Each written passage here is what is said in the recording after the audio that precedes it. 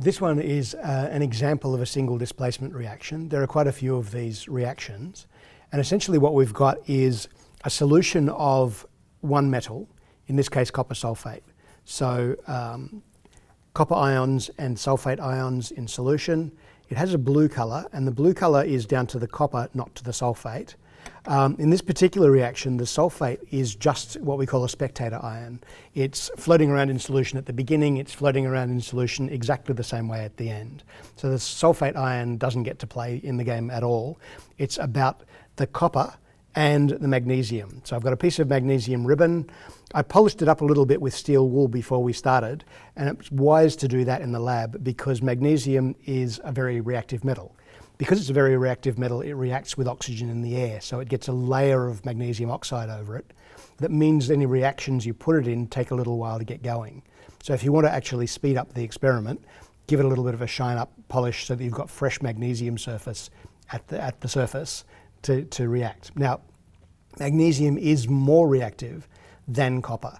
So what's going to happen is I'll put it into the solution and it will immediately start to dissolve into solution as magnesium ions, so from magnesium metal to magnesium ions, and that will drive copper ions out of solution, because to get from a magnesium metal, which is neutral, to a magnesium ion, which is Mg2+, you need to give up some electrons. You're going from neutral to a positive charge, so you have to lose some electrons. Now those electrons have to go somewhere. We don't end up with this massive electrical beaker of negative charge.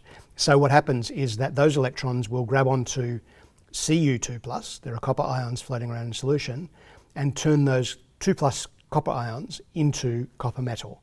So as the magnesium goes into solution, the copper will come out of solution, the blue colour will start to disappear from the liquid, and we'll start to see brownish copper be deposited in the bottom of the beaker. So we'll start that process. It takes a moment, but you can actually see a little bit of fizzing as well. It's a pretty active process because magnesium is a pretty active metal.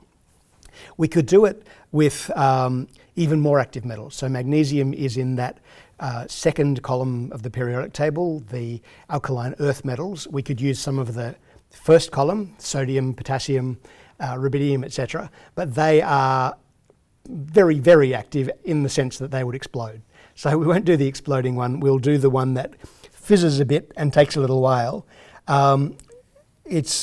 There is some gas bubbles coming off, and there are already little black particles of copper starting to appear. They're appearing around the magnesium metal.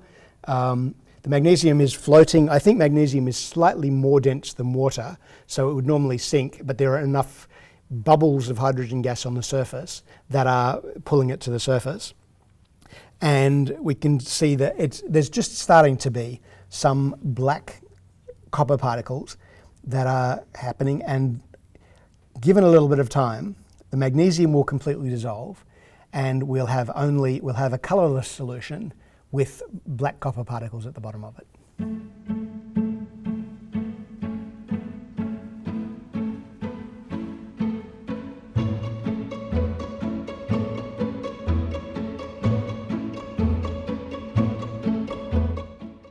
So this is the one we prepared earlier. We left it aside for a couple of hours, and there is quite a bit of copper at the bottom, and I'm not sure if you can see the colour through this bottle, but the solution is quite a bit paler. It still has a bit of a blue tinge to it, but it's quite a bit paler than it started.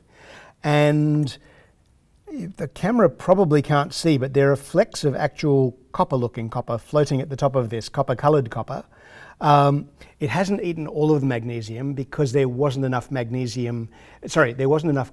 copper in the copper sulfate solution. It was a relatively dilute solution in a relatively small quantity. So there is some magnesium metal left, but if I can just dig that out, and if I pull out the remaining magnesium, what I expect that you'll see is it's somewhat eaten away at the surface. So some of it's been consumed, and it's got that kind of greenish bluish copper and some dark copper deposited on the surface as well. So that redox reduction, that's also probably a reason why it hasn't consumed further, is that it's laid down a layer of copper over the surface of the magnesium, so the solution is not getting directly onto the magnesium surface in the end.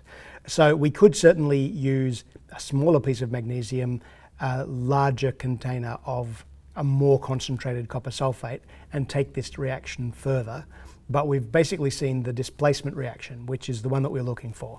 We wanted to take copper out of solution to the metal. We wanted to have magnesium go from solid into solution as the ion.